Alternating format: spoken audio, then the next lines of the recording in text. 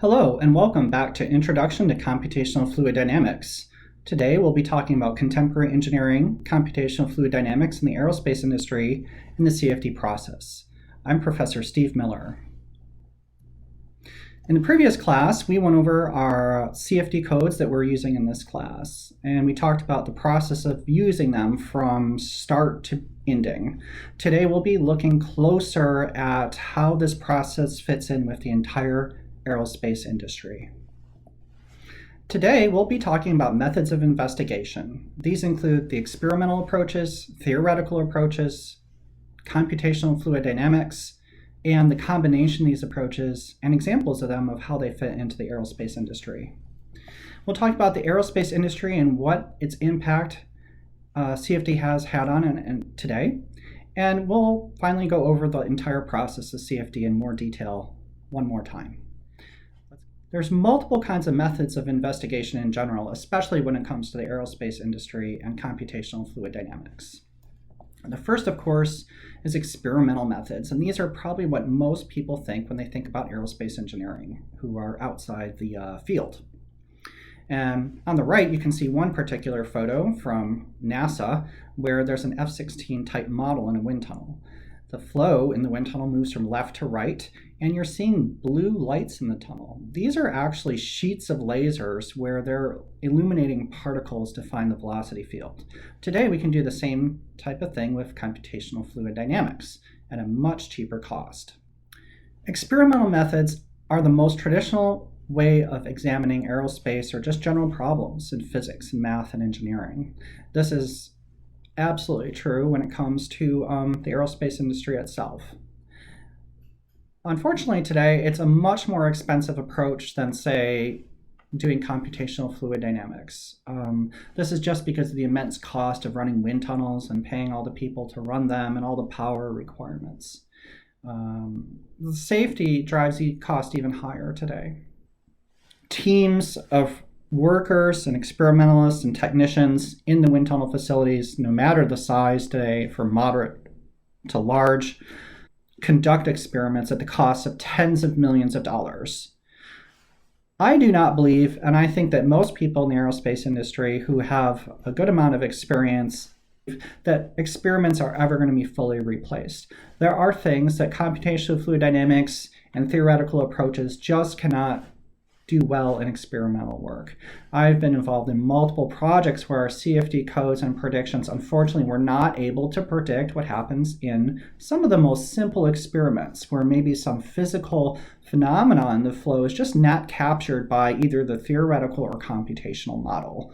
This shows that even the most well thought out program sometimes has problems when it goes to be flight tested or even shown in the experiment or data for the first time after studying the problem extensively with computational fluid dynamics. Thankfully, many smaller scale experiments can be done at universities and small businesses and industry and government in very small labs, and especially universities have many small labs where we can study fundamental physical flows. This is very fortunate because we can keep our costs down because we're working with professors and graduate students. There are many scales to these experiments, from tiny little microfluid dynamics all the way out to large-scale flight tests. And we'll show a few pictures of these. In this particular image on the right from NASA, this is a very small scale experiment relatively, and with only a 2-foot by 2-foot wind tunnel approximately. However, that goes to say that there's even smaller, more fundamental experiments going on in universities where we have just tiny little flows, and they're very inexpensive to run, but they show great physical insight into the flow at a fraction of the cost of large facilities. Note that there's a difference between a measurement or measurements and experiments. Experiments are trying to ascertain physical phenomena of the flow. A measurement is more of the act of collecting aerodynamic data, and this could be for verification and validation or other purposes. We see a photo of the NASA Langley full-scale tunnel in 1934 at the Aircraft Engineering Research Conference. And this figure actually has a few really famous people in it, and they include Orville Wright, Charles Lindbergh, and Howard Hughes. Maybe you've heard some of these people. If you haven't, it might be worth looking that up online just so you can understand their contribution to the industry. Anyway, these few people are pictured right here front and center. They were actually really famous in their time because, of course, they helped bring powered flight to mankind. The wind tunnel itself in its scale is humongous. So here the flow would move from left to right. And this is a very interesting wind tunnel, mind you, because it's called an open jet wind tunnel.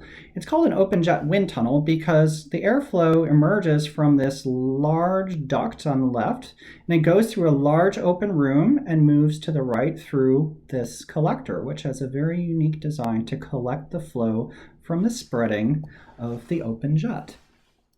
In the wind tunnel, they've mounted a particular aircraft which they're testing. I've been in this tunnel. Unfortunately, today it's been removed because people believe that a lot of the things that can be done in this wind tunnel can now be done with computational fluid dynamics. What is very interesting to me is another reason it was removed, of course, was because of the cost of running the wind tunnel. At the end of this wind tunnel's lifespan, they were testing cars in it for aerodynamics. They actually put a floor in from the base of the lip of the jet from the left all the way to the right. This is a fun wind tunnel to be in. They also have like a little control room above the collector. We've looked at a large scale facility, and those large scale experimental facilities exist throughout the world today. There's not many of them because of their mass cost and expense to run. But if you get the opportunity to visit one or tour one or walk through one, it is worth your time. These types of facilities are talked about in a free NASA book called Caverns of the Wind. You can find it on ntrs.nasa.gov. It's absolutely worth a read. Let's look at a very small scale flow. Not the smallest, but a macro scale flow. Here we have a small micro scale mixture, and this one is from the source, which I've put down on the bottom of the page, which you're welcome to visit. But basically what happens is it's designed for mixing in a serpentine configuration. The channel width is only, as it's stated in the figure caption here, of 25 microns. So the flow moves from left to right, and it goes around here. It is designed to mix substances efficiently in a very, very, very small scale. These types of devices might be used in medicine. In both these cases, these are experimental flows where computational fluid dynamics does very well. That is low speed, large vehicle fluid dynamic flows, or maybe very, very, very tiny microscale flows. It's also an excellent tool in all the scales in between. We've now looked at experimental methods. There's another method of investigation which is even more traditional, and of course that's the theoretical approaches based on mathematical fluid dynamics. We call these approaches in general theoretical or analytical approaches, and they involve using mathematics or applied mathematics to try and find some predictions or analysis of the fluid dynamic problem. Originally, experimentalists and theoreticians worked separately and then hand in hand, if you look at the history of fluid dynamics, to go forward and design vehicles, perhaps. These types of methods will seek analytical solutions of the partial differential equations. And these partial differential equations, as we discussed before in this class, are designed to model the fluid flow. The object of CFD, of course, computational fluid dynamics, is to solve these numerically. If you can solve them analytically, then that would be wonderful, but unfortunately nobody's found general solutions to the fluid dynamic equations of motion, such as the Navier-Stokes equations. There's a subfield of analytical work, or the more mathematical work, and that might be semi-empirical modeling or modeling within the engineering discipline. This involves taking the equations of motion, reducing them or simplifying as far as they can go with maybe some assumptions about the particular problem, and then particular models or empirical models are inserted into the terms which cannot be resolved and solved. And this way we can find very, very, very, very fast solutions which are otherwise unobtainable without making particular mathematical assumptions. This is a whole field in itself, and it's very difficult to teach and very difficult to perform. Often it's much cheaper in terms of our time to simply solve the equations numerically. Unfortunately, about that approach, you don't have much physical insight into what's happening in the flow relative to the original physical equations of motion. This is probably one of the disadvantages of computational fluid dynamics itself. We can also combine numerical methods to create unique hybrid approaches. In cyber fluid dynamics, there are people combining computational fluid dynamics with experimental approaches. This is an emergent field today which many people are studying. It is extremely difficult to find excellent and useful results using purely analytical methods. There is no analytical turbulent solution that exists today. Unfortunately, this is a major drawback when we're trying to benchmark or validate our computational solvers, or even look at experimental results relative to them. That would be a humongous advance in our field. Of course, someone might spend their life trying to find solutions or particular solutions to these equations, and if they did, it would be a tremendous accomplishment, but nobody has found such a turbulent, chaotic solutions. When I'm talking about equations of motion, like we discussed in a previous class, I might be thinking about the Navier-Stokes equations. Look at these three equations in this page. You might remember the first one is the conservation of mass, the second one is the conservation of momentum, and the third one is the conservation of energy. Recall that the little variables here where my cursor are not variables, excuse me, but symbols are partials. These are partial derivatives of the density rho with respect to time. And just to remind you of the other variable names, because we'll be using them throughout this class, are something like velocities, u. So these are the three velocity components. Remember, this is index notation, so we would sum over j. In the second equation is a momentum equation. This is essentially a vector equation, and we would be holding I constant, say I equals 1, 2, or 3, and then sum over j.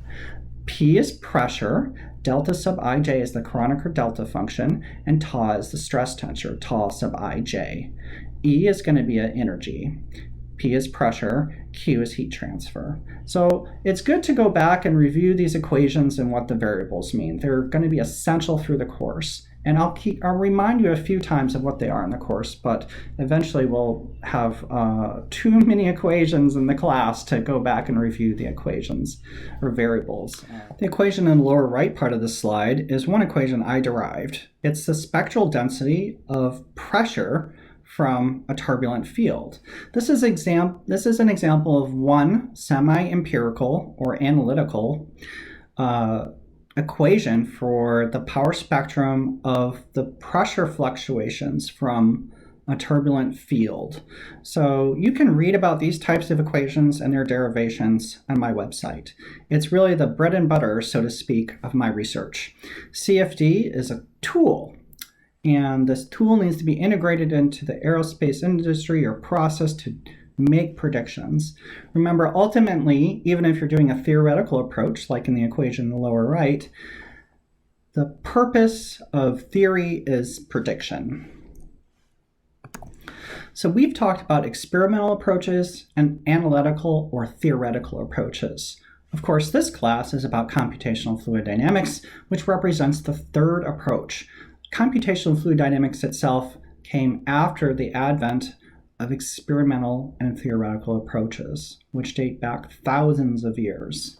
Computational fluid dynamics itself, the act of using a computer to numerically solve a set of equations for a fluid flow problem, is something that happened and came about in some people's lifetime now, in the last 70 years. So the third method is computational fluid dynamics, is what we're focusing on this class, which is the numerical method. The numerical solutions today are found by digital computers. As we discussed in a previous class, historically they were found by teams of people or even an individual person. Those people in themselves were called computers. In this class, we are using computational fluid dynamics to solve sets of governing partial differential equations. We can choose what those partial differential equations are in the sense that they govern the physics of the flow, or we must have to believe that for a set of reasons. And I actually teach a graduate level class on the Navier-Stokes equations and their development, so you might take that one day to understand how these equations were developed and why we believe they model fluid dynamics and turbulent flows. So these equations are often chosen for specific problems and to reduce computational costs. There's different sets of these equations, which we'll be talking about in later modules. And by choosing different sets of equations with different assumptions, we might lower the computational cost. And that is a humongous and important choice in the field.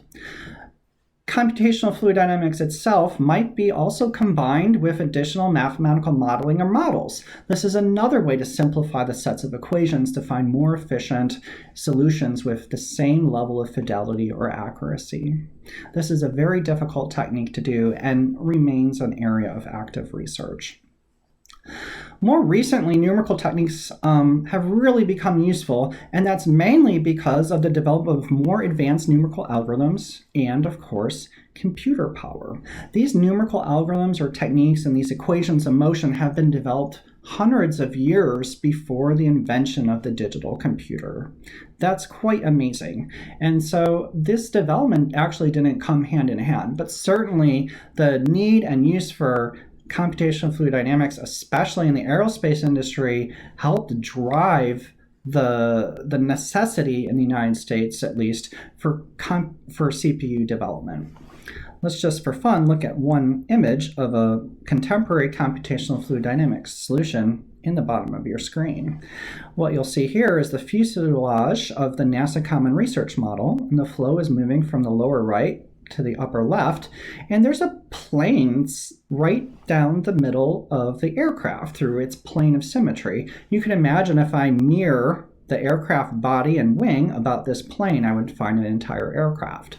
If the solution is steady, you would expect there to be a plane of steady being its time invariant, that there's no partial derivatives, they're all removed from the equations of motion, and it's not really changing with time, the solution's not changing with time, that we would have that plane of symmetry in the solution. And so we can reduce the computational costs by a large amount by taking care of the planes of symmetry. In this simulation, you'll see all these little lines. Those once again represent the grid points of the solution and the connectivity. They're colored by what I would believe in this particular solution to be something like a pressure. And this aircraft appears to be some angle of attack, positive angle of attack. So the incoming airflow is coming up at the aircraft. Maybe the aircraft is descending, for example. They've also put planes just to visualize these pressure contours around different parts of the wing as it goes from the root all the way to the wing tip. There's also put a plane here, and you can actually see the pressures. See, it's a low pressure to high pressure according to the contour plots, if to the standard contour plot of the tip vortice. They've also put in these lines and colored them by the pressure, which represent the streamlines in the flow, which you've learned about in aerodynamics or your introduction to fluid dynamics courses. Now you might imagine we can combine any 2 or 3 of these major types of investigations. These are called combined approaches. Traditionally, before the advent of digital computers and computational fluid dynamics, the experimental work and the analytical work were either totally separate or combined into a research program. In this time, especially in the early 1900s, experimental methods led the way.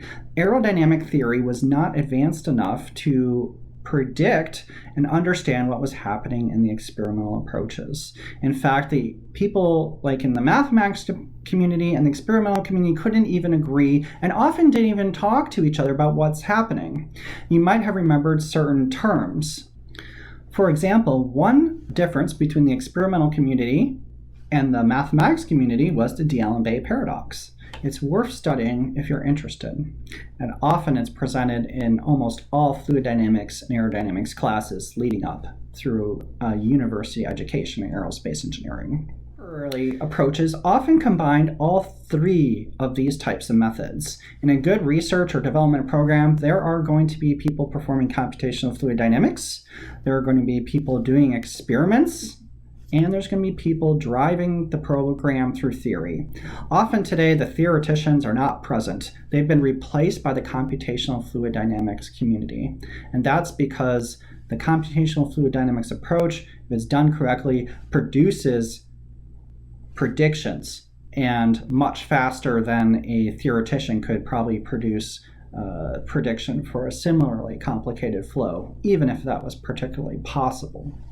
Computations are performed heavily, and now selected experiments are performed. It's much more common in a development program to perform a lot of computational fluid dynamics simulations and down-select a design and take that design and so-called cut metal, that is, make prototypes that go to wind tunnels. It is much less common for a series of wind tunnel models to be built at great cost and then computational fluid dynamics to be performed. It's really hand in hand that computational fluid dynamics community is working hand in hand with the experimental community, and they are sharing data back and forth through a research and development program. The more data and communication is being made between the two groups, the more success there will be in the research program. Just to give you an idea, I was involved in a nozzle design program at NASA, and we were doing computational fluid dynamics.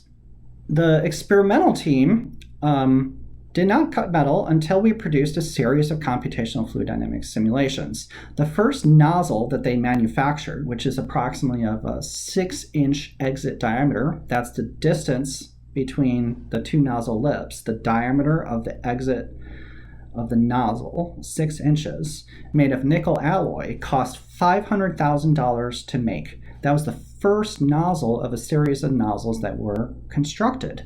It was based on down selection of designs from computational fluid dynamics.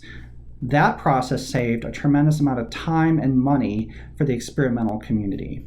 In fact, most aerospace organizations are not going to be able to afford cutting metal and making hundreds of nozzles like we did back in the 1950s and 60s doing our rocket development programs in the United States and, of course, the Soviet Union. Today, analytical developments and methods are more so limited to universities and federal governments around the world.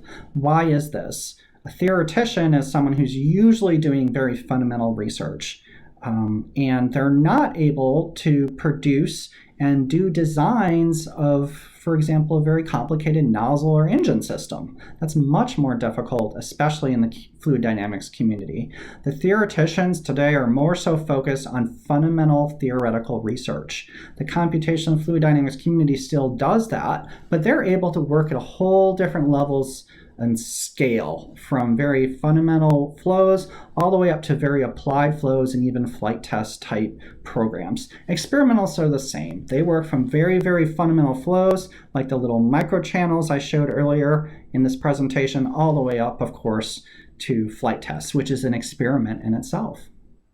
So the days of the theoretician in the aerospace industry are in a sense numbered and are overtaken by computational fluid dynamics. However, I do not ever believe that the theoreticians themselves will ever go away. There's always going to be someone who's excellent at mathematics and is able, maybe in their spare time, or if they're very fortunate to find a full-time job in the federal government or a university, to be able to do this type of research. And that will always be present because it gives us an unprecedented insight into the fluid dynamics and physics of flow that computational fluid dynamics is very unlikely to give us at the same level. Experimental work, of course, will always be here. Some people believe it'll go away at one point. I'm not a believer in that, but some people think it's possible. I made a lot of predictions in my life, and I've been wrong before, so we'll see what happens now. Let's switch topics now to the aerospace industry and computational fluid dynamics. So CFD in industry usually involves the analysis, the design and certification of aerospace products. These could be flight vehicles for the atmosphere or outer space, and CFD, of course, is also involved in many other types of industries like the medical industry, the ship industry, auto industry especially. For example, reducing drag on cars or optimizing HVAC or heating and cooling in engines. There's so many applications. A lot of the CFD technology today was developed in the aerospace industry. There's a number of current challenges in the aerospace industry. One is the development of good numerical solutions, increased computer power, and physical modeling of turbulence and flow. These are current research topics that exist in universities, government, and industry. CFD, even today, is always driven to be more reliable. That is, solvers converge with accuracy and yielding results with low error.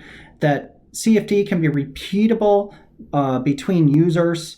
It could be that the same problem is examined by two different people at two different groups, and they come together and they compare their solutions, and they are completely different. We will see examples of that in this class. And of course, CFD needs to be integrated and understood in other disciplines. For example, in aeroacoustics, combustion, multi-phase flow, etc. We'll be looking at some of these special topics later in the course. Uncertainty quantification is a universal goal today in computational fluid dynamics. For example, if I say that the velocity of the flow is 10 meters per second, that's not enough today for a CFD solution. I would like to have uncertainty in my results. I would like my results to be, say, for example, the flow would be 10 meters per second plus or minus a half meter per second.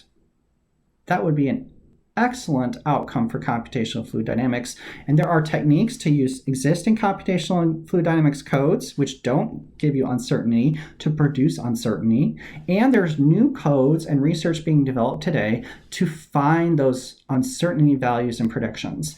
We expect experimentalists, when they take a measurement, to give us an uncertainty value. For example, I could take a hot wire and go into a wind tunnel and measure some kind of temperature.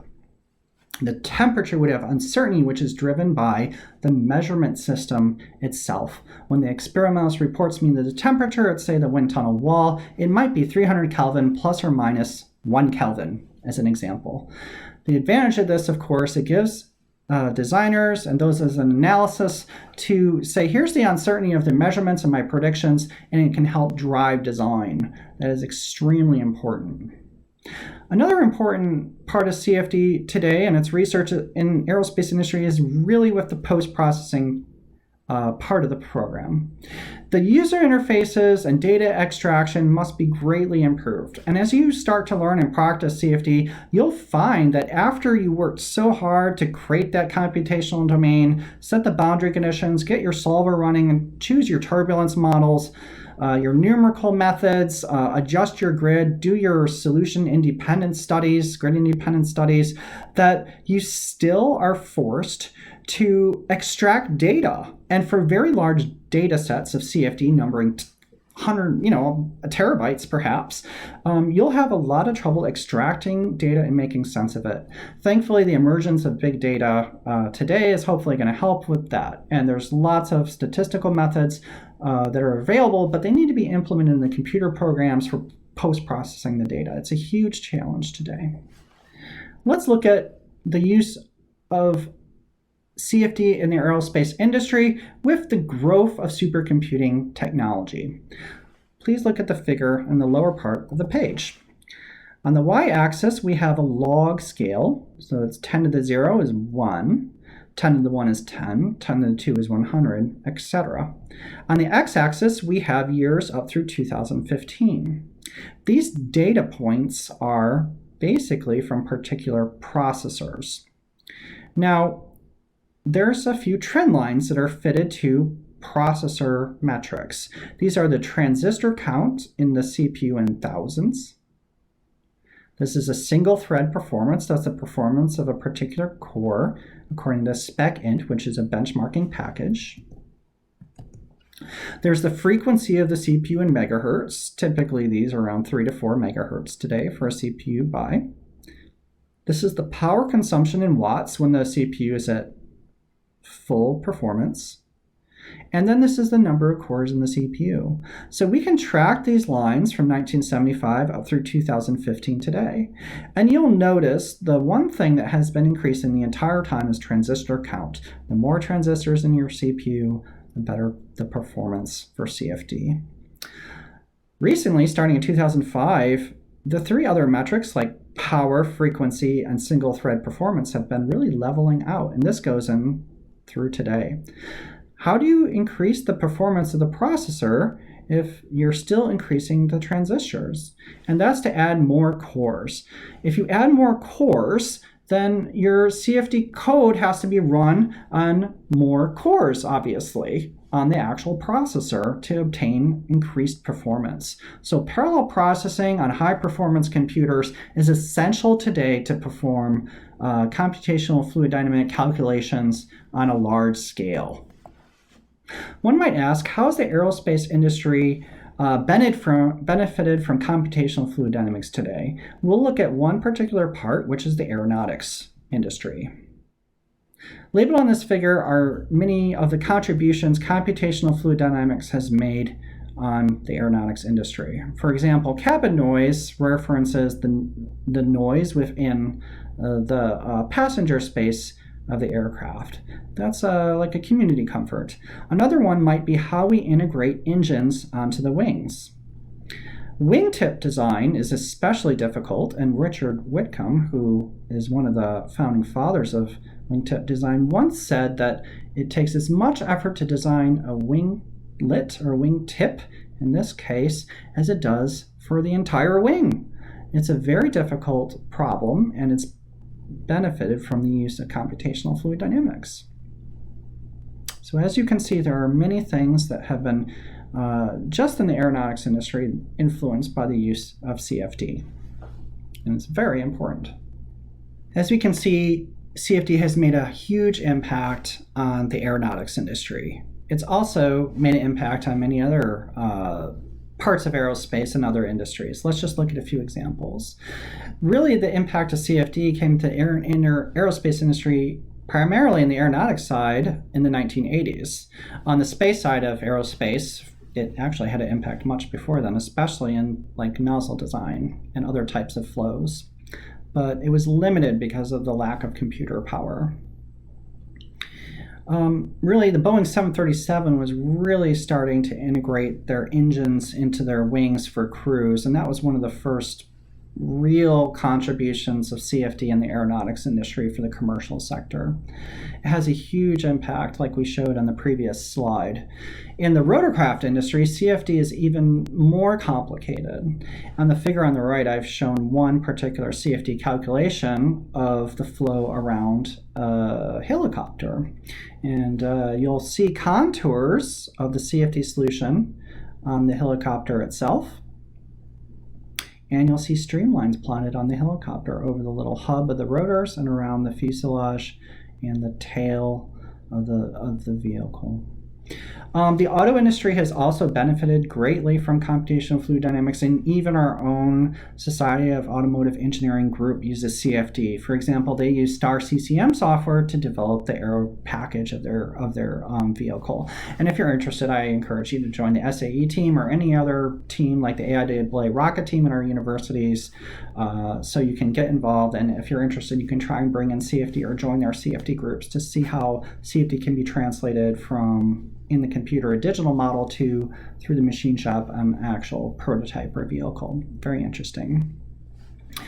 Wind turbines and wind farms have also benefited from CFD as another example. So if you're driving down the road and you see a wind turbine farm, you'll know that computational fluid dynamics has been used to optimize the airflow and aerodynamics of those blades for efficiency and increased power. This is just another example. It is used much, much more in the biological and medical communities. At our own university, we have many faculty members working with the medical community right on campus. And for example, we might be predicting the flow of blood, which I did a little bit of. They might be predicting the airflow through lungs. They might be predicting and trying to optimize inhalers, so you can use computational fluid dynamics to model how the aerosols in the inhaler are dispersed through the human mouth and down into the lungs for efficient medical drug delivery.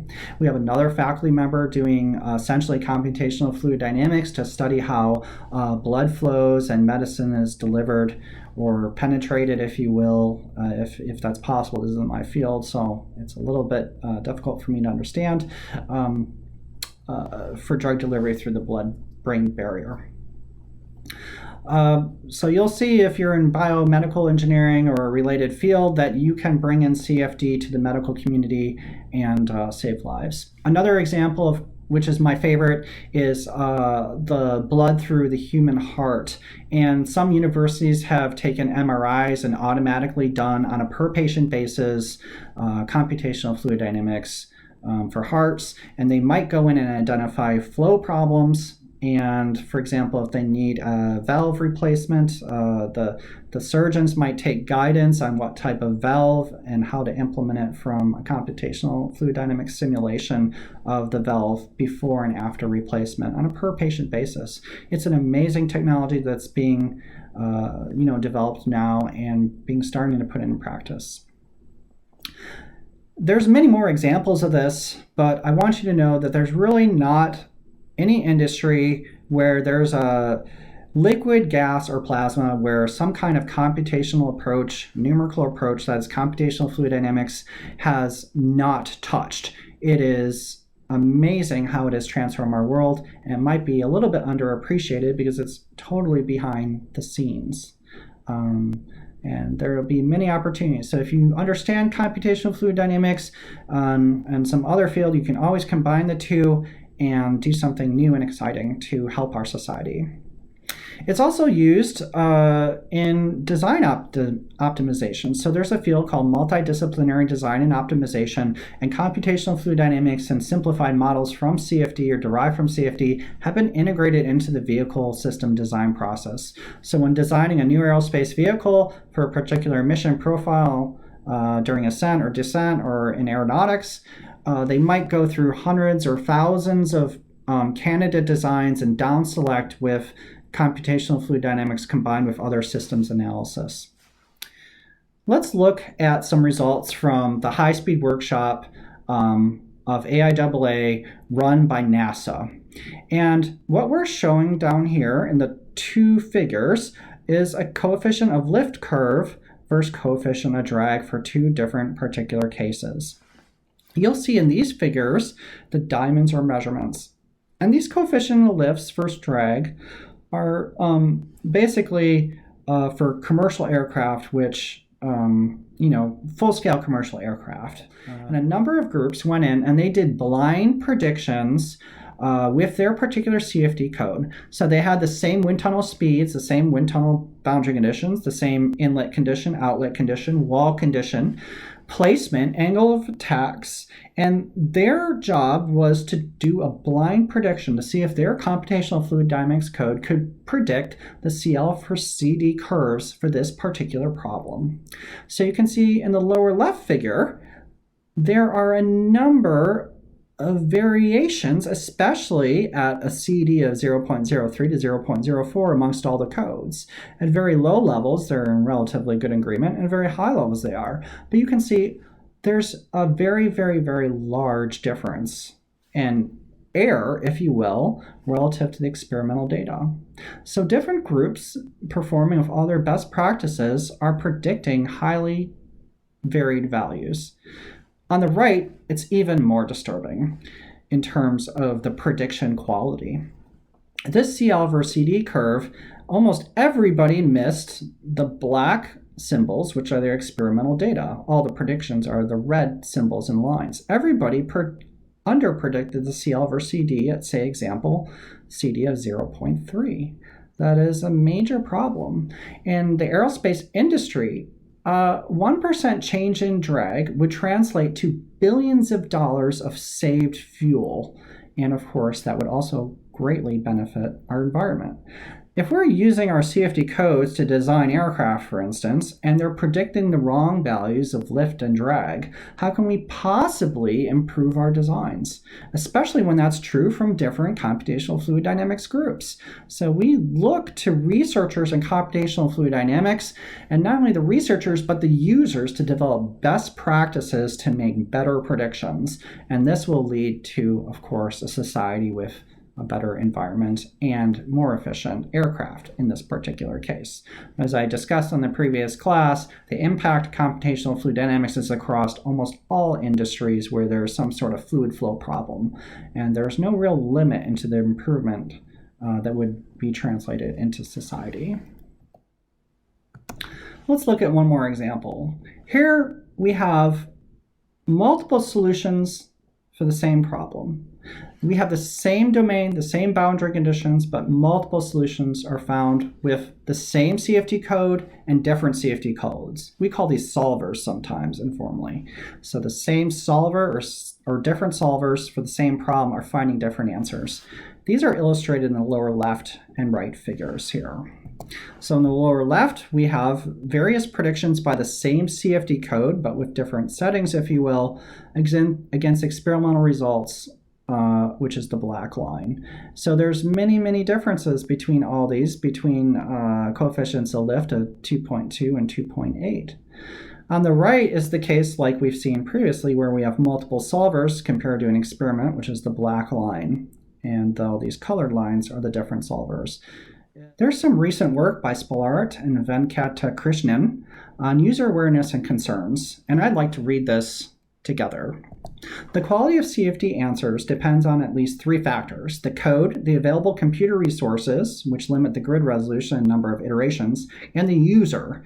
It is unfortunately easy to misuse a code and computer. One of us was recently shown a flow field past a complete aircraft in an engineering context, but the user had taken the silhouette of the aircraft and run a 2D solver. Side note, we will see why this cannot be correct in this class. Back to the quote by Spallart. The obvious possibilities include accepting poor iteration convergence. In another incident, a presenter stated that the residuals had leveled off and that it was indicated convergence. This flaw in a solution is obvious since all codes provide residual histories, but insidious under the usual work pressures. Today, a very small proportion of solutions in industrial work achieves machine zero convergence. We'll talk about what that means later in the class too. Independently, except in the simpler cases, there is often poor grid convergence, which is more difficult to detect and surprisingly difficult to test for in direct and simple manner with the common grid generators and gridding strategies. The geometry may also have been simplified too much, say by omitting slat supports or not having been adjusted for elastic effects carefully enough. This issue is just as present in the wind tunnel, of course. Other possibilities include inadequate treatment of transition and turbulence. In this case, the adequate treatments may not even be available. For reasons discussed at length in this paper, essentially, which they published, and the correct response from the user is to treat the results with skepticism, which I might note is one of the core lessons in this class, and to seek validation on similar cases. Excellent workshops have been held, but at times they illustrate how small a region of the flight envelope we actually master. So let's look at some important points from this particular quote from Spallart. The code and computer resources are essential, along with the user education and training. We have to understand these topics, which I've highlighted in blue especially, and we look at them carefully in this class. And you can see near the end, what really matters is skepticism of the results that we produce. I would like to read one more quote from Spallart and Venkatakrishnan on the overconfidence and undercompetence of users.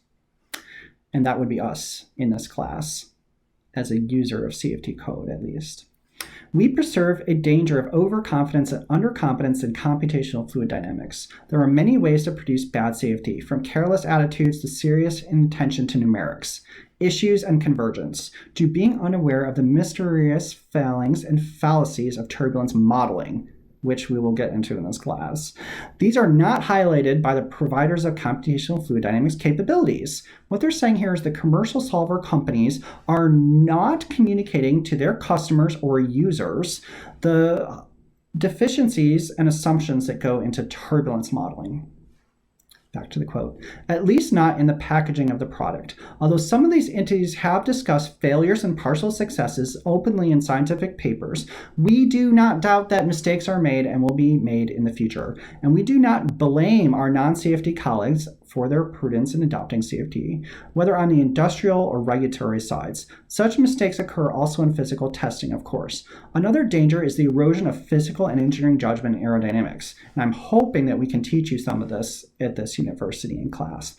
Not to mention the ignorance, and this I highlighted in orange because I believe it's important from this quote, not to mention the ignorance of the very equations the codes are solving and their connection to physics. And we will have a whole module on this particular point. The training of users deserves more attention, and we have made proposals in that direction. We can hope the power of CFD will not only improve the economics of conventional aircraft, but also empower us to find brand new concepts for the air. For example, a supersonic transport with acceptable fuel burn and sonic boom propellants. Those are just two examples they give, but already in this class we've given examples from outside the aerospace industry. Finally, in their quote, they say, widespread acceptance of certification by analysis, primarily by CFD, will be a remarkable achievement and is, for us, an inspiring mission. Spillart is one of the leaders in turbulence modeling today, and we'll be looking at one of his turbulence models and trying it out in our class.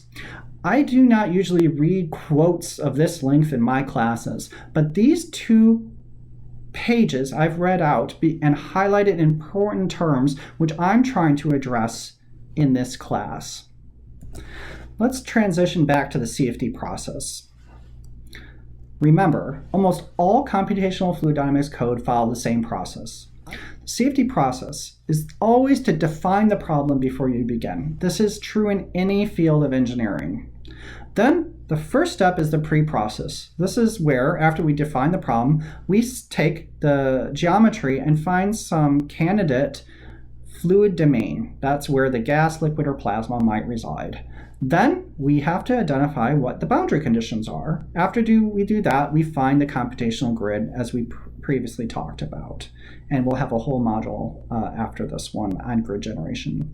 After the geometry, the grid, the boundary conditions are set in the pre-process, these are represented by input files to the solver, which is represented here in the middle. The solver takes the computational domain, the boundary conditions, and finds the time invariant or time dependent densities, velocities, pressures, etc. on the grid points of the computational domain. If the solver is successful and it ends, you have to make sure that your solution makes physical sense and is converged and it's grid independent. We'll talk about those later in the class, and these are illustrated in our homework problems in the class. Finally, with that database from the solver, we can post-process it. This is where you make contour plots and line plots, you extract data, you derive quantities, and most importantly, you do analysis. And you use this analysis to perhaps make design decisions or go back to step 1 or 2 and redo the pre-process or the solver. And hopefully you carefully understood and defined the problem so that you haven't wasted your time and you don't have to go all the way back to step 1. Let's look at defining the problem and a little bit of my experience on that. Defining and understanding the problem in computational fluid dynamics is the most difficult part of the field and of engineering in general. The only way you're going to get better at this is with experience. And it's very hard for professors to teach the definition of problems. The best thing I can do and recommend is you read and understand and even speak out loud different problems, talk to different people and see what's been done before, and understand what the goal is. There's probably a whole class that can be just taught and conveyed to people on this. In reality, most people learn through practice. CFD is no exception to this very important first step of defining the problem. My advice is do not start creating computational domains and grids before understanding what flow you are trying to predict. In this very class and previous semesters, I've had students take their project journal article and make a grid or set boundary conditions, and it's not even a physically realistic flow. So you'll have to spend a little bit more time on that first step than you think. You need to understand when you're defining the problem, and here's a little bit of a checklist if you need to get started. What are the flow physics? What kind of flow am I trying to study? What is the medium of the flow? What are the boundary conditions? What geometry is important? And it's not just the geometry of the vehicle that's important, it's where the fluid domain ends and starts. That can actually affect the solution. And most importantly, you have to answer to yourself, what am I trying to predict and why? In my experience, I thought all this was pretty silly when I started, especially when I was in university. And I learned all these lessons the hard way during my time as a researcher at NASA. I'm trying to save you some time, but perhaps you want to learn it the hard way too. Let's talk about the pre-process phase of computational fluid dynamics. The geometry might be created from a simple drawing. In this class, we'll be looking at very simple geometries. We won't be looking at very complicated and realistic geometries like this RR Trent 1000 high bypass aircraft engine from the Rolls-Royce company. You can imagine taking a CAD model like this and being asked to find the computational flow through this engine might be very, very, very difficult. In this case, you'd have to import the CAD model and create computational domain wherever the fluid resides within the engine, and maybe external to it, and in front of it and behind it. And you'll have to model the combustion inside the engine, because of course there's a combustion chamber. Typically in industry, you'll import your geometries from CAD, and we'll try that in class with our solver and grid generation tool. And the goal of the initial geometry cleanup from a CAD file or a simple drawing is to make your model watertight. That is, mean it needs to be some volume in 3D or some two-dimensional surface in 2D, or in 1D it's just a line, of course, that has no holes or spacing. This might be familiar to students who've taken, of course, topology. Sometimes you might already have a product and not have any CAD anymore. And in NASA, for example, or governments, no exception. They have so many wind tunnel models lying around in warehouses that you might want to study again. Maybe you have the aerodynamic data for it, but you don't have a CAD file. You don't even have the original blueprints. So you'll have to laser scan those and somehow import them in a CAD software and clean them up and make it watertight, and import that CAD model into your grid generation software and use the grid generation software to make your fluid volume around it. It's an amazing process using a number of people. But thankfully today, a lot of these tools which came out of research groups in aerospace are now available to the public, like the laser scanners and 3D printers. All this has reduced costs and actually let students today in our universities make models and do laser scanning and all these interesting things. Remember, the goal is to create a model that is appropriate for a creation of a computational domain. So you have your CAD model or your geometry model or your part model, like in some CFD software calls it, and to take that, make it watertight, and create the computational domain in it. We'll talk about this process more in detail in the next module. After you do that, you can set the boundary conditions. Remember, boundary conditions are a specification of what the solution might be on the boundary of the computational domain. It could be the solution itself, if you know it, an approximation of the solution, or just some part of the solution you're trying to enforce. Boundary conditions are extremely complicated. It's an entire field of mathematics and partial differential equations, and we'll look at all the most popular boundary conditions and their implication in this class. It is a very complicated process, the pre-process phase. It is time intensive and requires much human intervention. A lot of research and companies are working on ways to automate this process as much as possible, because it's where you, the user, if you're a user of CFD, are spending most of your time. Most of the time of the user is in the modeling and grid generation, especially grid generation phase of computational fluid dynamics. Part of the pre-process involves computational grid generation. Let's look at that for a few minutes. Remember, the domain where the fluid resides, that could be like an air in the room, needs to be decomposed into a system of grid points and connectivity. Most computational fluid dynamics solvers use computational grids. There are a few solvers out there which are so-called gridless, but these are a rarity and usually reside in the research environment. So computational grids consist of grid points and connectivity. On the figure on the right, from the so-called Boyer algorithm for the NACA 0012 airfoil from nasa.gov, shows the airfoil itself where airflow might move from left to right, and the grid points are located where all these little lines intersect. The connectivity describes how the grid points are related to one another. For example, this grid point where my cursor is related through connectivity to these neighboring grid points around it. This is a triangular grid, and there's more grid points placed around the leading edge and trailing edge of the airfoil to try and resolve the flow. The more grid points you have, the better solution you're going to get. Remember consistency. Remember what consistency means? Please review a previous class if you don't. The more grid points you have, unfortunately, the higher computational cost you will have to pay, and that translates into power and then money. So it could be that you have so many grid points that you do not have enough computer power to resolve the flow.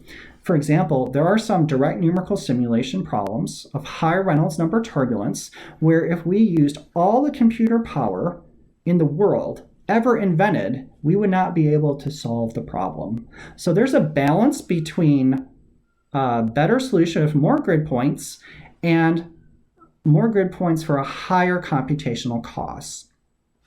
Remember, your solver, after reading the grid and its success, will give you the solution on every grid point. In this particular case, there's also boundary conditions. We would be setting the boundary conditions around the airfoil surface. The boundary condition would perhaps be no slip, that the velocity at the wall is 0. A slip boundary condition or Eulerian boundary condition might be that the flow is allowed to slip or slide across the wall. And I should mention, for historical sense, that I said in the slide NACA. You pronounce each letter of the National Advisory Committee for Aeronautics individually. When you say NASA, National Aeronautics and Space Administration, you pronounce it as a single word. This is a small point that many people working in the industry and aerospace community know. I've been very fortunate to meet a lot of the people working in the original NACA who unfortunately are, mostly retired now and well beyond the end of their career.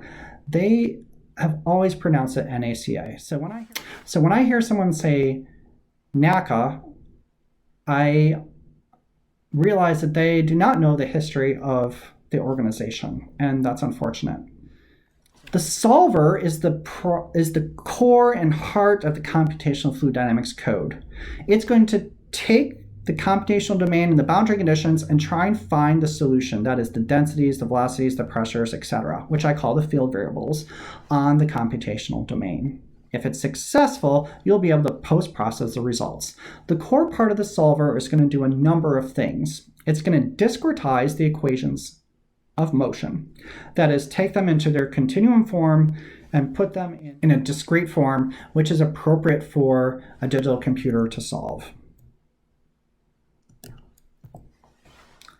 It's going to find these solutions on the grid points or within the volumes. So if you look at the previous slide, the solver will either tell you the solution at every grid point where the lines connect or within each volume. The system of discretized equations will be solved numerically, either with a linear algebra solver, that means it's a linear problem, which is very rare in fluid dynamics because it's a nonlinear set of equations, or it's going to use a nonlinear solver. For example, one might be called Runge-Kutta to advance in time. We'll talk about these nonlinear and linear solvers later in this class, but that's the actual mathematical act being performed within the computer to solve the equations. There are many methods. These might be purely algebraic, something called spatial, or even spatial or marching, if it's like a supersonic or hypersonic problem, or a time marching problem where we're finding a time resolved flow and seeing how it evolves in space.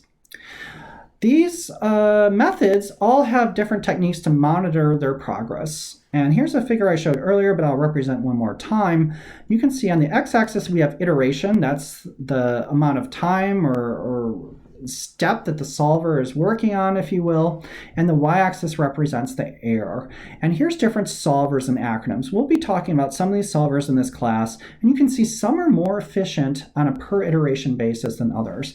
For example, at 50 iterations, this one particular solver has reduced the error tremendously relative to the one represented by the dashed line. We'll get into these in more depth and detail later in the class.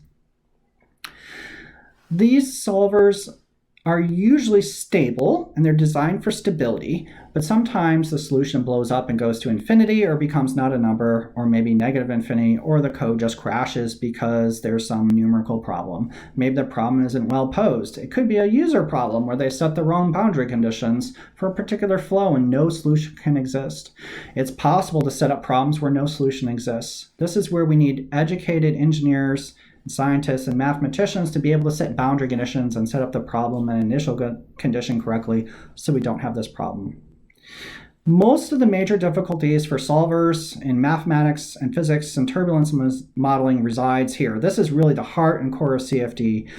The things that people work on and have great difficulty with are, of course, turbulence modeling, which we'll talk about a lot in the class. Discretization is a little bit more straightforward. Remember, that's taking the equations and making them into a discrete form for discrete mathematics and digital computers, and these fall into the solver development. Let's talk about the post-process of the CFD.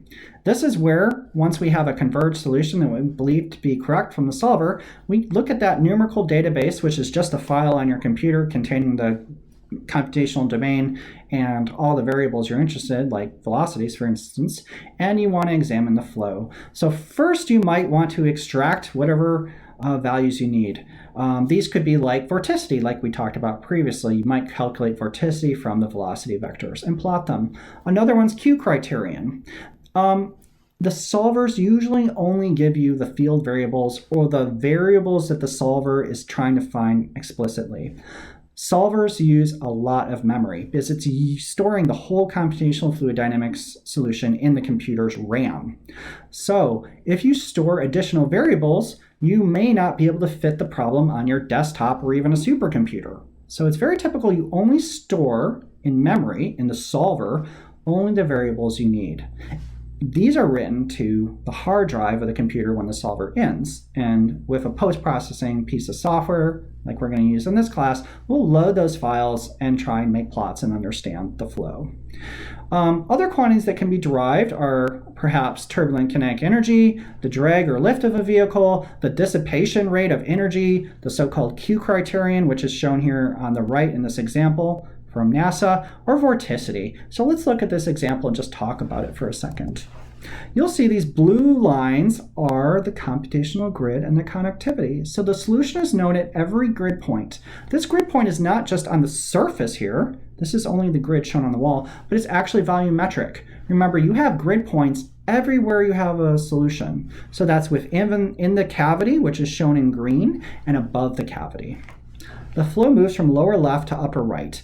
And we have shown contours of Q criterion in gray. These are where the Q criterion is a constant value. What's happening is the flow is coming along and hitting this lip. This green cavity goes into the page, if you will. It's like a hole on a wall. It's a cavity flow.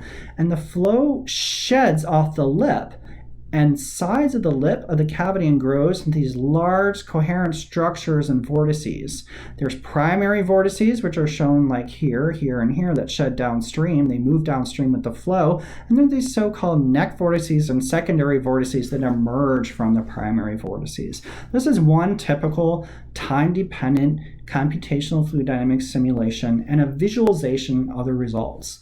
The results are qualitative. The visualization is there to show you the results and give you a physical feeling of what the flow might be. Perhaps you can think of different ways to plot the results to understand quantitatively what's happening in the flow. Another part of post-processing might be analysis.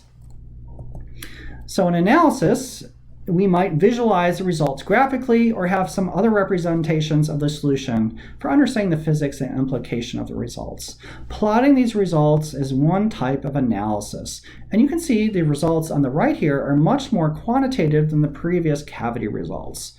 Can you imagine what these results are of? This is also from a NASA report. Here on the x-axis we have X, and you see a shaded region. That would be the airfoil shape. So the airfoil shape is plotted from -1 to 1, so the chord has a length 2. It's normalized in the figure. Here is the y-axis. This is representative of the actual airfoil coordinate. These would also be listed as numbers in the paper if they wanted to be recreated. The upper figure has the same x-axis, which is superimposed below, and we have pressure coefficient on the y-axis.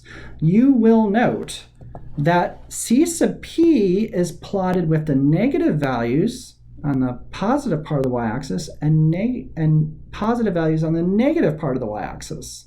And so 0 is in the middle.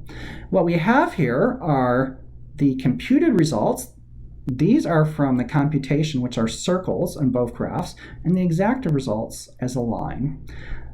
In the aerospace community, it is traditional to put negative CP values on the positive part of the y-axis. There is a historical point here that they're trying to show the suction side of the airfoil as positive y-axis direction. And this makes physical sense when you look at results from the side of an aircraft. So this is both for traditional purposes. So if you're an aerospace engineer and you present your CP coefficients and you don't put them negative in the positive y direction, I think people are going to be wondering what you're doing. It's going to look a little bit strange to them. The exact solution is actually computed from theory. So in this case, we have computed results from CFD compared to an analytical result of potential flow.